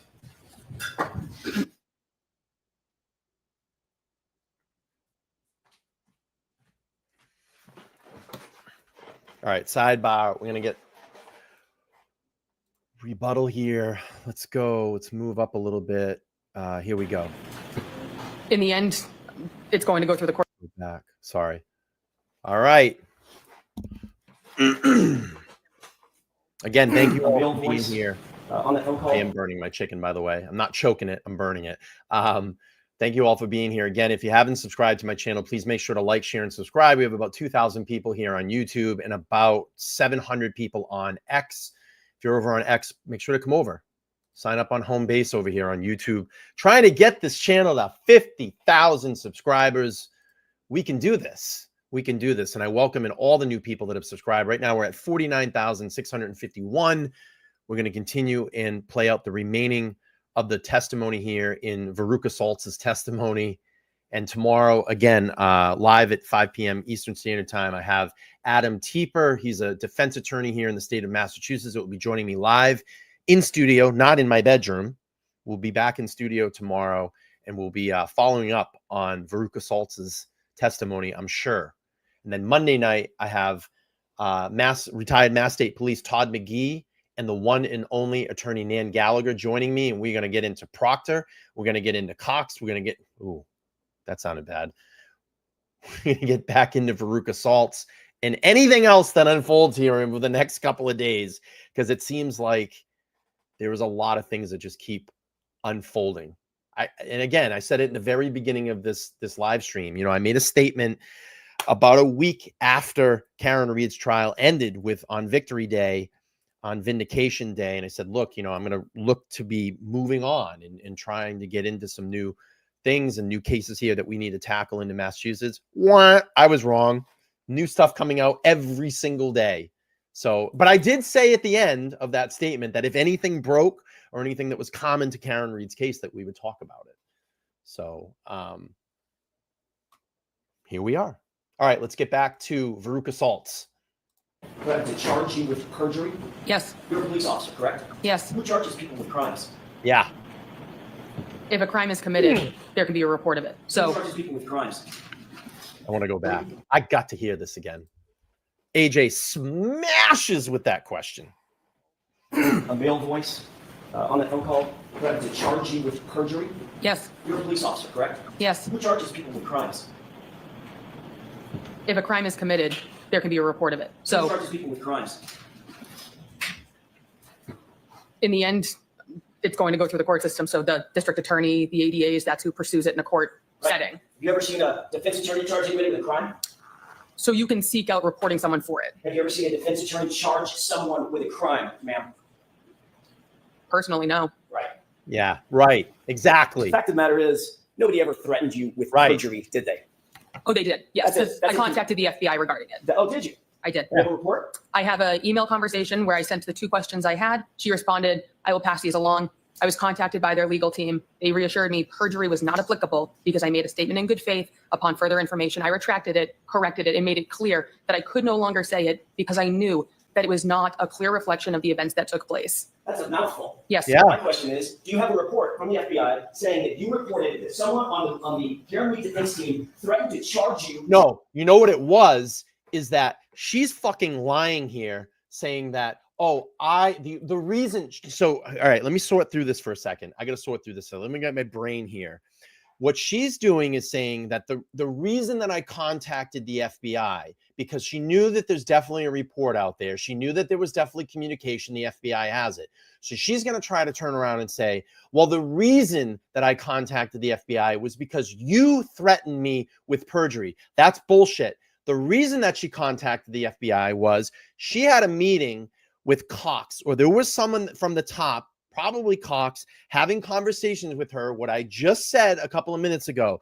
Hey, look, we got you out of Canton. We brought you over here. You got to pay a raise. They may call you to testify. If you get called to testify, you need to X, Y, and Z. You need to change your testimony and say it was a false memory. So she got scared. And then what she did was she reached out to the FBI and said, hey, X, Y, Z.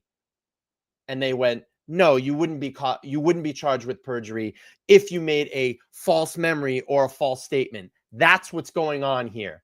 And she's trying to use the excuse that defense was pressuring her for her not to testify to the information. She's trying to use that as an excuse to say that's why I contact the FBI. It's bullshit. It's bullshit. And that's right. Her and Cox had a meeting. Exactly. That's what went down here.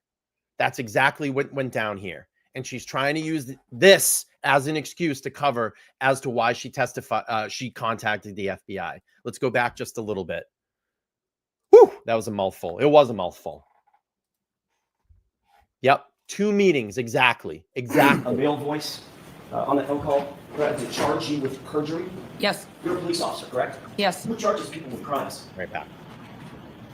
If a crime is committed, there can be a report of it. So who charges people with crimes? in the end, it's going to go through the court system. So the district attorney, the ADAs, that's who pursues it in a court setting. Have you ever seen a defense attorney charge anybody with a crime? So you can seek out reporting someone for it. Have you ever seen a defense attorney charge someone with a crime, ma'am? Personally, no. Right. The fact of the matter is, nobody ever threatened you with perjury, did they? Oh, they did. Yes. I contacted the FBI regarding it. Oh, did you? I did. You have a report? I have an email conversation where I sent the 2 questions I had. She responded, I will pass these along.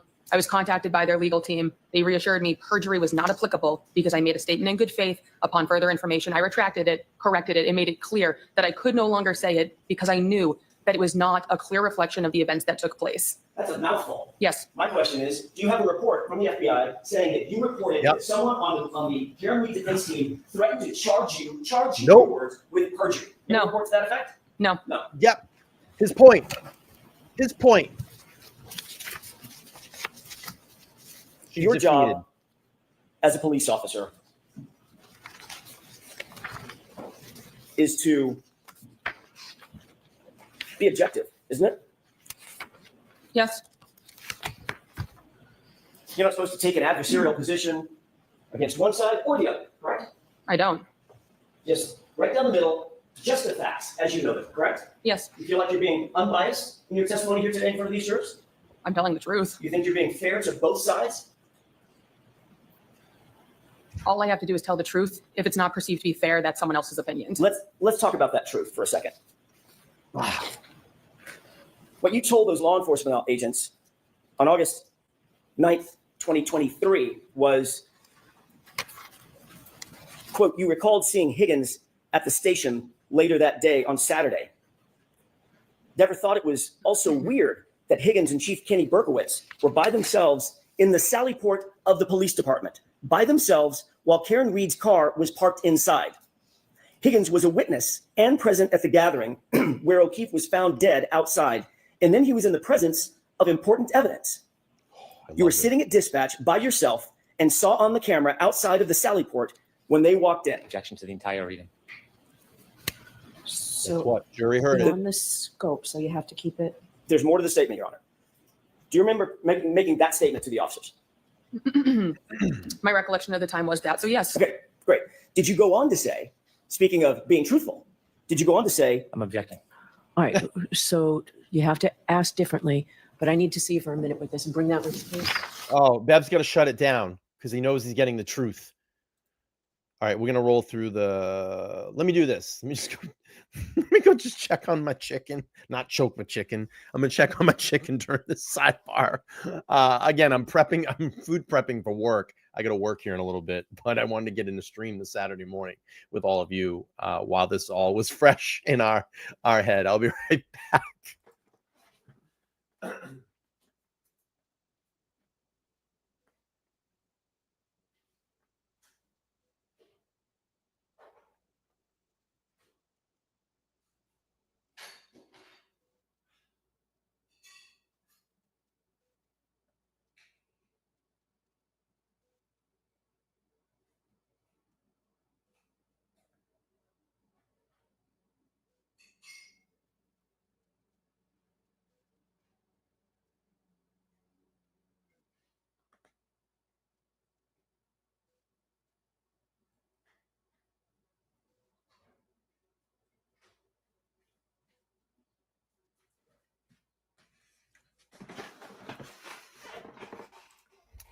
All right, let's fast forward here. Here we go. May I inquire? Yes. Thank you. Officer Dever, did you go on to say in that interview, quote, you never saw them leave, them being Brian Higgins and Chief Ken Berkowitz. You never saw them leave, but you recalled thinking to yourself that they were in the Sallyport for a wildly long time together in there, end quote. Did you say that? That was my recollection at the time. Okay. So yes. Have you ever heard of Shannon, thank you so much for the 5. She said, I think if you're being responsible content creator. Thank you. I appreciate that. I try to put a lot of pride into what we do over here on LTL and try to give a good presentation and have, have a little bit of fun when we do this. We talk about very serious things about people's lives and the situations that they're in that change their lives. It could be a positive, it could be a negative way. But, I just want to have a communal conversation on these channels. On this channel, what we do, get involved with our audience, our live audience, because you guys make the huge difference here to these platforms and to this platform. And it is an audience participation platform.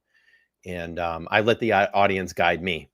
So I appreciate that. And it's been a great Saturday morning with you all. Again, we're trying to get to 50,000 subscribers.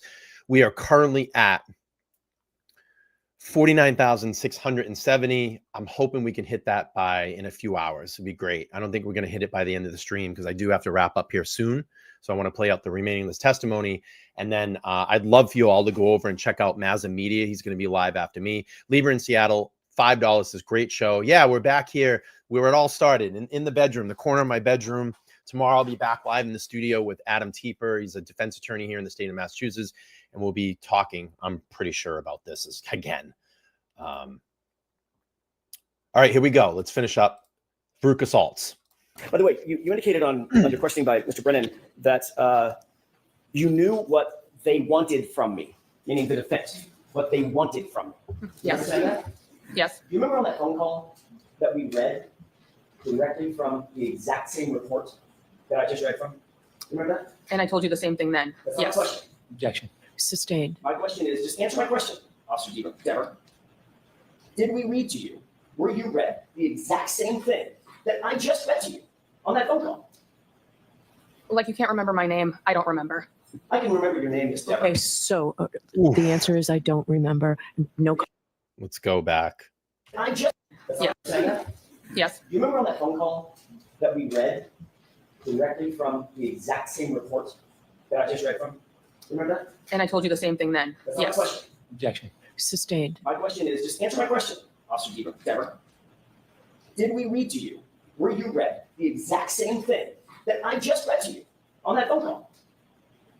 Like you can't remember my name. I don't remember. I can remember your name, Miss Dever. Okay, so the answer is I don't remember. No The answer's a little comments. more than that, Judge. I think we all. All right, so no comments, just questions, please. Do you recall us telling you that we were looking for the truth about your Objection. comments? I'm going to allow it. That we were looking for the truth. Which I gave you. Yes. Did you also say on that phone call something to the effect of, I know you're going to tear me a new one because I'm changing my testimony? Changing, no. But you're trying to do that.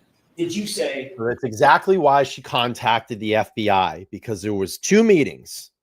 I'm pretty sure there was 2 meetings. Well, there was just one, that big overall meeting.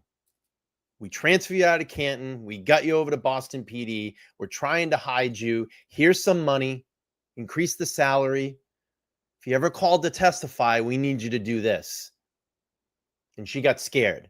And that's why she called the FBI or contacted the FBI and said, hey, look, what I said before was a false memory. I may have to retract my statement and change it.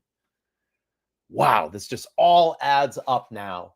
And here we are just the other day, Commissioner Cox, I didn't even know she was part of the Karen Reed trial. I didn't know what was going on. I was in Michigan. All right, let's see your flight itinerary then. I know you're going to tear me a new one. That's what you're trying to do, so yes. Actually, what you said was, you're going to tear me a new asshole, didn't you? I don't recall that, so that's putting words in my mouth. I'm not asking you to put words in your mouth. I'm asking you if you remember saying that during that phone call. Oh, I know you're going to tear me a new asshole. I don't recall. Okay. But you do remember saying something to the effect of, I know you're going to tear me a new one, right? Yes. Okay. Have you ever heard of something called the blue wall of silence? Ooh, Objection. Sustained. Do you think it's important for police officers to protect one another in the field and out? Objection. Sustained. Have you spoken with anyone, not Mr. Brennan, he's covered that, spoken with anyone from the district attorney's office about your involvement in this case? Ever? No. Never? Unless you're going to provide a person. I've never talked to any of these people. Have you talked to anyone at the DA's office at all, in any regard? Not to my recollection. How about indirectly? Not to my knowledge. Are you friends with any people that you're aware of that are connected to this case? Are you personal friends, girlfriends, boyfriends, personal friends with anyone that's connected with this case? Other people who's been on the witness stand, one person, yes. Who's that? Sarah Levinson. Oh, How long have you known Sarah? We became friends in middle school. Oh. Did you watch any of the trial, this trial? Clips in passing, but no, it's 6 hours a day. So I work during the day shift, no. So you've seen some of the footage of the goings on in this case, correct? Yes, nothing with her. I did not watch her testimony. Were you aware of the sequestration order? I don't know what that means, so no. You're a sworn police officer. You don't know what sequestration means No. in terms of witnesses. Not No. watching the proceedings in order to affect witnesses. Oh. No, I wasn't aware. But you did tune in to the case, correct? In small clips, yes. Yep. And you did, in fact, on August 9th, 2023. Probably something you don't want to be admitting as a sworn police officer in a big, big, big trial. Again, I made a false memory. Probably not something you want to stay on the stand during a big murder trial.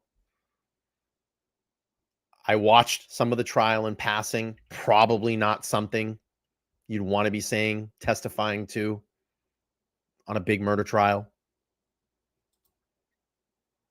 Here we go. Had a fulsome conversation with 2 sworn police officers about your memory of what you saw, your observations on January 29th, 2022, correct? I don't know if they're police officers necessarily, but yes. Law enforcement agents, how about that? Yes. And that conversation is reflected in this piece of paper that I just read to you, correct? Yes. Thanks. That's all I have. Okay.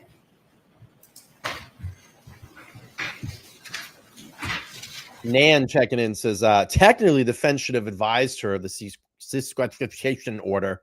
I can never say that word. And they didn't. There's too many S's and too many Q's and E's.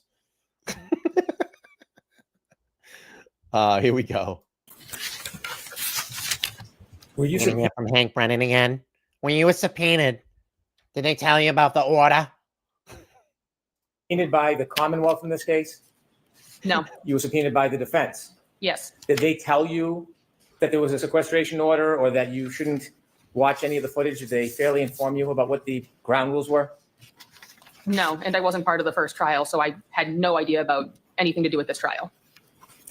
When you spoke to those law enforcement officers back in 2023, do you know that they made a report where you had informed them that you knew Sarah Levinson, and that report had been provided to the defense a long time ago? Did you know that? Yes, I informed them very clearly. So the question about if you know Sarah Levinson, that's no secret in your world, is it? In that form, I'll sustain it. That isn't a secret, is it? Not at all. That's something you were open and candid about? Yes. Do you understand that regardless of what you say, it doesn't matter as long as it's the truth? Do you understand that? Yes. The Commonwealth in no way is asking you to accommodate it or please it in any way. Do you understand that? Yes. If there was something that may be perceived by others as adverse to the Commonwealth, you understand we would want you to tell that if it was the truth, don't you? Sustained. You understand the Commonwealth has never intimated, suggested, or advised you to say anything other than the truth, have they? No. Have you been given any consideration or reward because you remedied your memory? No. After being shown the evidence that you left that day, January 29, 2022 at 3:45, and learning that the defendant's car did not get to the Sally Port at 5:30 or so p.m., is there any way you could have seen Mr. Berkowitz and Mr. Higgins in the Sally Port with the defendant's car that night before you left for work?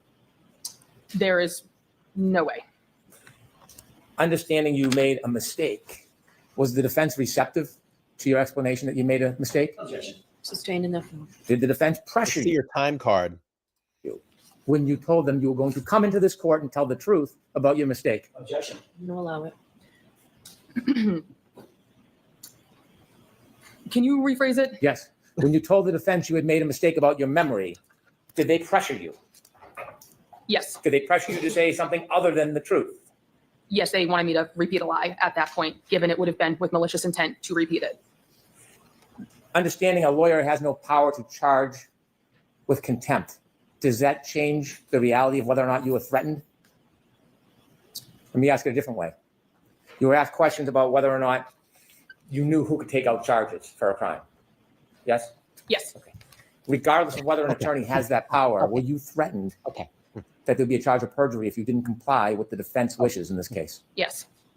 Okay. And knowing you were going to come into court, given this experience you had with the defense, is that why you felt like they were going to tear you? Say That it. phrase we used? Stop being a puss. Say it. Yes, Because new asshole. they did not want me to tell the truth. So I told them that knowing they were kind of trying to eat me alive into repeating something that is not the truth. Rather than to come in here and be attacked, wouldn't it have been easier just to said what you had earlier thought was true? Objection. I'm going to allow that. Wouldn't it be easier just to come in and accommodate them rather than be threatened? Well, of course. So why did you come in here? My entire job revolves around what I say on the stand right now. If I was to lie, I lose my job. I lose everything. That's, I mean, I don't know if you all have been in those positions before, but that sounds like a boss talking to someone. It is your job to go in to talk on the stand. These are the results of your job. What you say is the results of your job. That is someone pushing the thumb down. I mean, that sounds like someone fucking had a conversation with her. Here we go. I'm here to tell the truth. I cannot lie while sitting on the stand. Thank you. One question. Okay. Your entire job revolves around what you say on the witness stand. Is that what you just testified to? Yes. And if you agree that what you said to those two law enforcement agents on August 9th, 2023, you would be implicating not one, but two police officers, law enforcement officers, correct? If you agreed with what you said in August of 2023 on this witness stand, you would be implicating two officers, fellow officers, correct? So I'm confused as to what you're asking. You would be implicating, if you agree with me, you have not agreed that that was the truth. You've now indicated that what you told to law enforcement agents in August of 2023 was a lie. No, if you agreed with that statement here on the witness stand, you would be implicating two officers as having been in the Sally Port, weirdly, for a wildly long time with the SUV, implicating not one, but two fellow officers, correct? That's what you would be doing. Yep. It's not possible I saw If you that. agreed with me. would you be implicating the reputations of 2 officers? If I was to lie, then yes. And your entire job revolves around what you say on that witness stand. That's what you said, correct? That's what you just said, Officer Deborah, correct? I still don't really understand the question. You just said, all I'm asking you is what you just said. I wrote it down. You just said, my entire job revolves around what I say on the witness stand, correct? Yes to that question. That's all I have. Yeah. Goodbye. See you later. See you later. When you spoke to those agents, you didn't implicate Chief Berkowitz and Mr. Higgins with doing anything criminal, did you? No, they were friends. That's why Higgins had an office there. You didn't implicate them ever suggesting they had tampered with evidence, did you? No. You never implicated them saying that they had framed anybody, did you? No. So when you talked to those agents, did you ever suggest that Mr. Higgins and Mr. Berkowitz did anything to touch or tamper with the defendant's Lexus at all? No. Never. No. Is there anybody you're protecting? I have no one to protect. Do you need to protect anybody? No. All right, Officer Deborah, you're awesome. Yeah. Thank you, Your Get her Honor. off the stand. Look how quick she was running away. See how quick she got up at the end? She was running away off that stand. Wow. She was running off that stand. She was outie. She's like, I'm outie 5-0, yo. See you later. So see how quick she got up? I wish they would have extended the clip. I wish they would extend it. She was bolting out of there.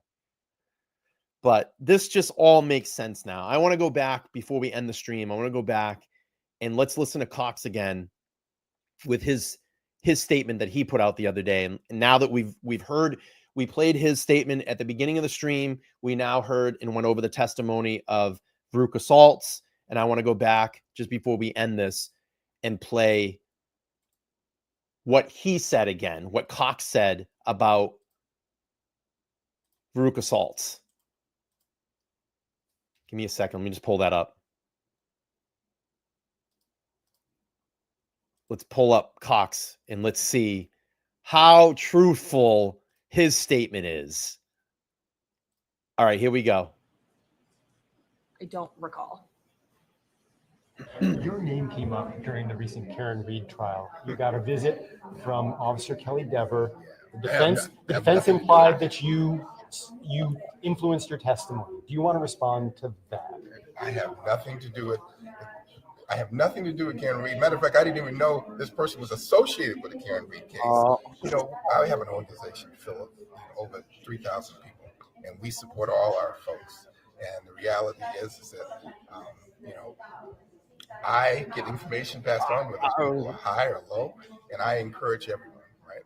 And if you're going to work here and you belong here, then we're going to encourage you. I have no idea what they're talking about with Karen Reed. It had nothing to do with encourage you.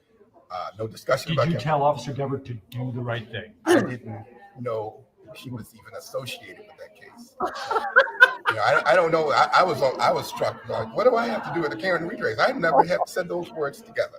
And so the fact is, it's much to do about nothing. We have employees here that we have to develop and encourage and do things, and I do that for tons of our employees. Do you feel that you were inappropriately drawn into this as some sort of boogeyman? That case is over, and we've got a lot of other stuff to talk about. I have nothing to do with Karen Reed. I was in the state of Michigan. Oh yeah, yeah. I mean, come on. Listen. I wasn't even there. I mean, I didn't even know. It just all adds up when you go through. It's so simple. You just play the statement, you play the testimony, you go back and play the statement, and you just see all the lies are there. And again, Karen Reed's team, AJ, is doing a phenomenal job just peeling all of this back and showing where this all lies, where it all lies. LIES, where it all lies. But good stuff today. Yeah, a lot of nervous laughter. Oh my gosh, you can't even make this shit up. Let's see, what do we have on deck? Tomorrow I'll be live again, back in the studio with Adam Tieper. He's a defense attorney here in the state of Massachusetts. And then on Monday night, I have attorney Nan Gallagher and retired Mass State Police Trooper Todd McGee will be joining me live. The three amigos are back together, and we'll be going through a lot of this. We'll be talking about a lot of this. So please come over, join me tomorrow. This will take you over. It will redirect you to tomorrow's stream. You can set your reminders.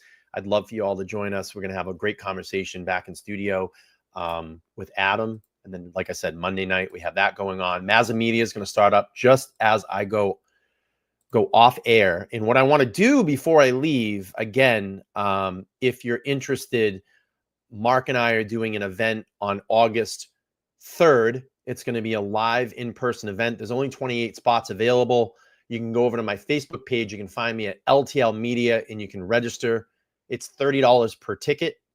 We're going to have a pizza party, a 1-hour meet and greet before, and then we'll take the stage and do a 2-hour live show with a lot of Q&A from the audience. The link to buy tickets is on my Facebook page, and I'll be dropping that throughout the next couple of shows. And then obviously, let's see. I don't know if you saw this, but LTL Media will be expanding. I'm going to be expanding my space. I'm going to be taking on a new lease, and I'll show you what the new space is going to be looking like. It's going to be September 1st. I'm going to be able to move the space. This is what it looks like.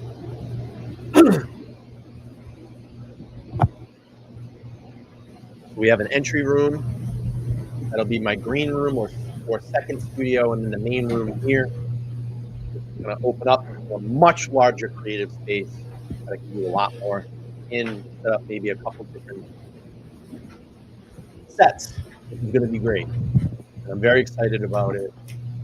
And the building owner has been great and gracious to me and has supported what I've been doing.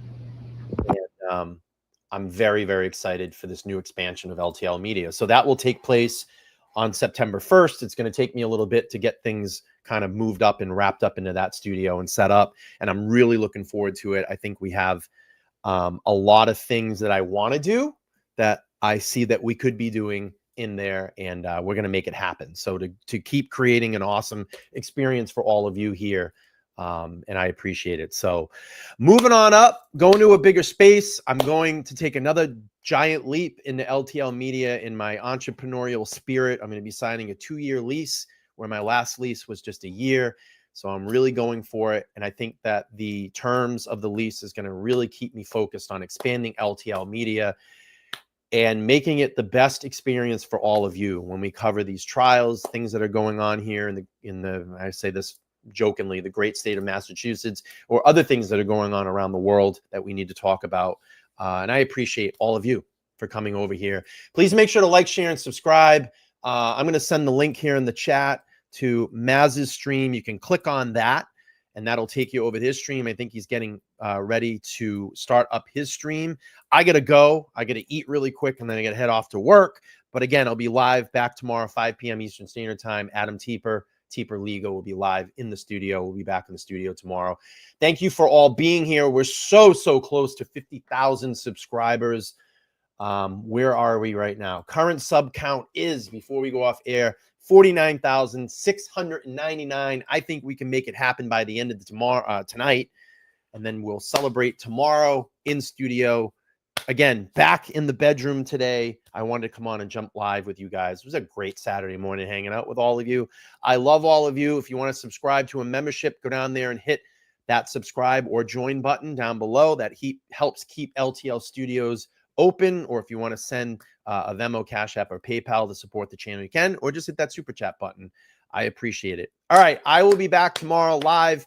Adam Teeper Legal, 5 p.m. Eastern Standard Time, and then the Super Show on Monday with Todd McGee, retired Mass State Police Todd McGee, and Nan Gallagher. I know we're repeating myself 1,000 times over, but I'm going to head out. Thank you all for being here. Great show today. We had a big crowd. I hope we had and a lot of new subscribers and members. It was really good to see everybody. So hit the outro now. Everybody have a phenomenal Saturday and a phenomenal start to your Sunday morning, and I'll see you back tomorrow around dinner time at 5 p.m. Bye, everybody. Have a great day. Peace.